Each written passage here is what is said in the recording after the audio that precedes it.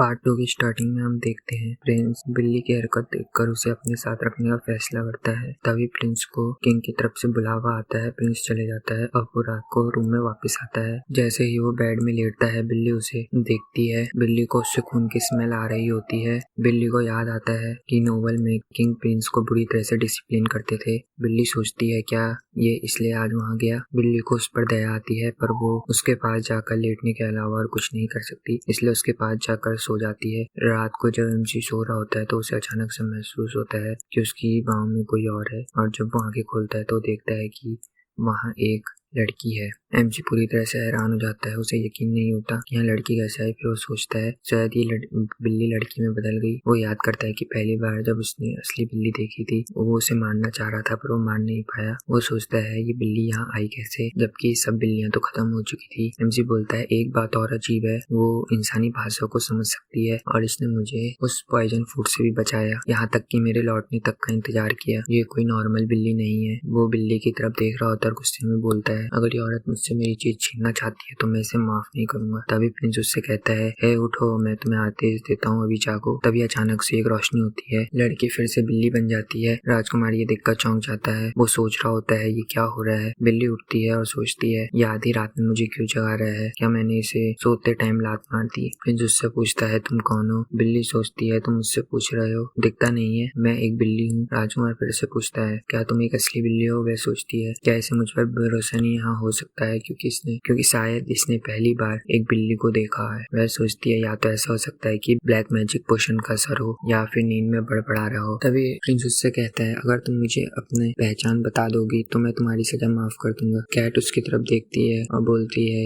मैं एक नन्ही सी प्यारी सी बिल्ली हूँ। राजकुमार उससे कहता है लगता है पूछताछ का कोई फायदा नहीं। और जब वो बिल्ली को ऐसे देखता है तो उसे समझ में आ जाता है शायद ये पागल बिल्ली अभी तक नहीं जानती कि ये इंसान में बदल सकती है। इसी बात को जानने के लिए वो फिर से बिल्ली को सुलाने की कोशिश करता है और उसे कंबल से अच्छे से लपेट देता है। जैसे ही वह बिल्ली सोती है फिर से वह लड़की में बदल जाती है। एमसी बोलता है हमें रॉयल फैमिली में पढ़ाया गया बिल्ली शापित होती है, इसे पूरी तरह से मिटा देना चाहिए, लेकिन यहाँ अभी तक इस बिल्ली की वजह से हमारे किंगडम को कोई नुकसान नहीं पहुँचा, उल्टा यह तो इंसान में बदल सकती है। ये पहले नहीं सुना, जरूर इसमें कोई राज छिपे हैं। वो बोलता है फ्यूचर में मैं यहाँ का राजा बनने वाला हूँ, इसलिए इसकी मिस्ट्री को मुझे ही सॉल्व करना होगा। वो लड़की के बालों को हल्के से छूता है। वो सोचता है जब तक मुझे इसके राज के बारे में पता नहीं चलता तब तक मैं इसे किसी के बारे में पता नहीं लगने दे सकता, इसे छुपा के रखना होगा, ये सिर्फ मेरी है। पर अभी सच्चाई जानने से ज्यादा जरूरी इसके लिए कपड़ों का इंतजाम करना है। सुबह का सीन देखते हैं। जब बिल्ली की आंखें खुलती है तो वो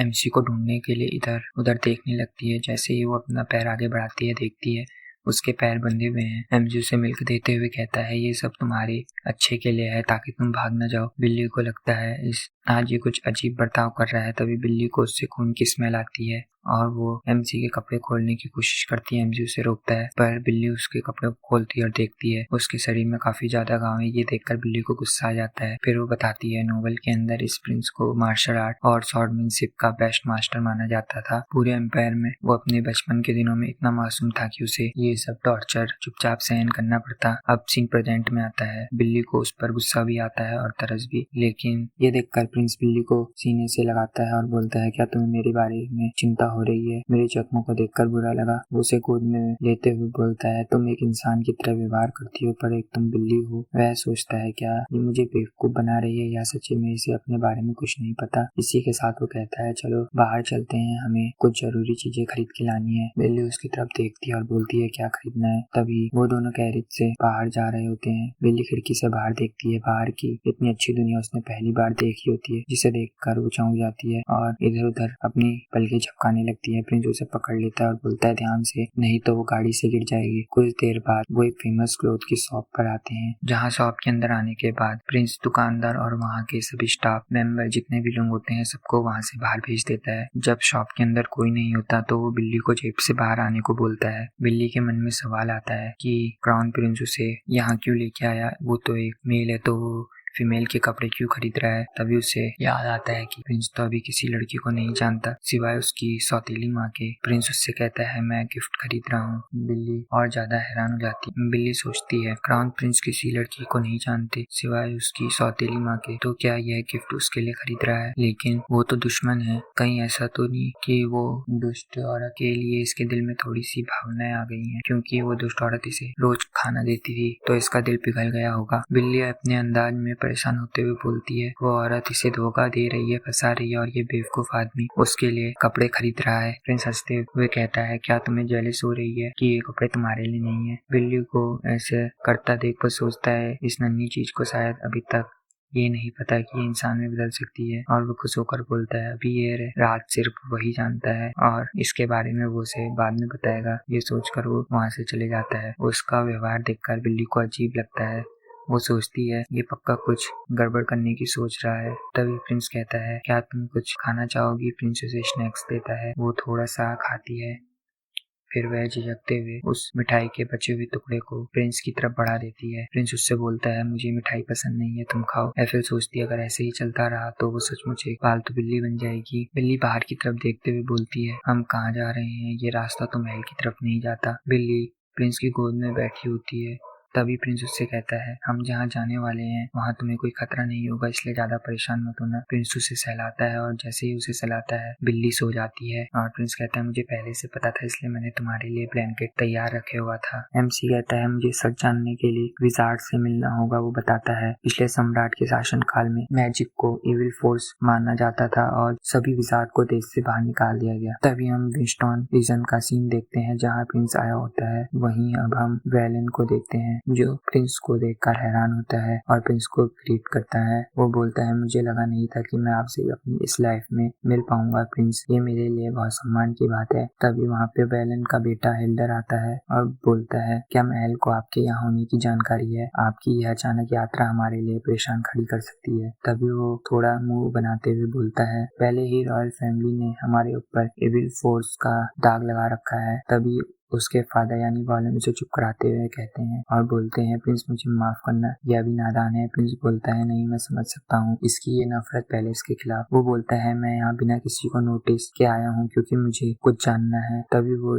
जेब से बिल्ली को बाहर निकालता है। ये देखकर सबकी आंखें खुली रह जाती हैं और वो सब शॉक हो जाते हैं और बोलते हैं क्या ये एक बिल्ली है। तभी एल्डर चिल्लाते हुए कहता है तुम इस इविल बिल्ली को यहाँ क्यों लेके आए हो। प्रिंस कहता है मैं चाहता हूँ आप इस कैट पे लगे कर्ज के बारे में पता कीजिए। बिल्ली खुद हैरान हो जाती है और वो चौंक जाती है। कैट अपने सामने एल्डर को देखती है। उसे याद आता है नोवेल के अंदर इसकी और किलियन के बीच में लड़ाई हुई थी, क्या ये किलियन से पहले ही मिल चुका था। उसे ऐसा लगने लगता है कि जिस नोवेल को ये जानती है ये उससे बिल्कुल अलग जा रहा है। वो इन्हीं सब चीजों में खोई रहती है। तभी एल्डर अपनी स्वार निकालता है और कैट की तरफ करते हुए उसे मारने के लिए आता है। एमसी गुस्से में उसे बोलता है तुम्हारी हिम्मत कैसे हुई मेरी कैट पर तलवार रखने की। वेलन थोड़ा डर जाता है और बोलता है महाराज शांत हो जाइए, ये बच्चा अभी नादान है, प्लीज अपनी तलवार हटा लीजिए। तभी एल्डर प्रिंस को बोलता है तुम चारों तरफ से मैजिशियन से घिरे हुए हो, तुम्हारी एक गलती तुम पर भारी पड़ सकती है। तभी एमसी कहता है ये कैट मुझसे बिलोंग करती है और जो भी इस कैट पर उंगली उठाएगा मैं उसे माफ नहीं करूंगा, पर इस बार मैं तुम्हें माफ कर रहा हूँ। तभी वेलन उससे कहता है क्या ये बिल्ली आपकी है। प्रिंस सोचता है ये सब उसे सीरियस नहीं ले रहे हैं। इसी के साथ वो अपने ऑरा को बाहर निकालता है और जब वो देखते हैं कि उसके पास ऑरा फोर्स जैसी पावर है, बिल्ली ये देखकर हैरान हो जाती है। वो सोचती है ये क्या कर रहा है। ऑरा फोर्स को एविल मैजिक की तरह देखा जाता है। ये सब विजार्ड रॉयल फैमिली के वैसे ही शत्रु हैं और प्रिंस उनके सामने अपनी ऐसी पावर को दिखा रहा है क्यों। बिल्ली समझ नहीं पा रही होती, लेकिन वो इस चीज से पक्का हो जाती है कि ये वैसी नोवेल नहीं है जैसे उसने पढ़ी थी। तभी प्रिंस मैजिशियन से गुस्से में कहता है क्या आप लोग इस बिल्ली पे लगे कर्ज के बारे में जांच करेंगे। बैरन थोड़ा सीरियस हो जाता है और तुरंत अपने जादू से बिल्ली की जांच करता है। बैरन बोलता है ये कर्ज बहुत ज्यादा पावरफुल है, हम इसे तोड़ नहीं सकते। इसी के साथ इसमें एक डिवाइन प्रोटेक्शन भी है, गॉड इसकी खुद प्रोटेक्शन कर रहे हैं। बैरन कहता है हम सब जानते हैं बिल्ली को इविल माना जाता है और बिल्ली मरना डिजर्व करती है, पर इस कैट की बात अलग है। इस कैट के पास कर्ज ही नहीं बल्कि डिवाइन प्रोटेक्शन भी है, गॉड इसकी खुद रक्षा कर रहे हैं, शायद इसके माता पिता अभी भी जीवित हों।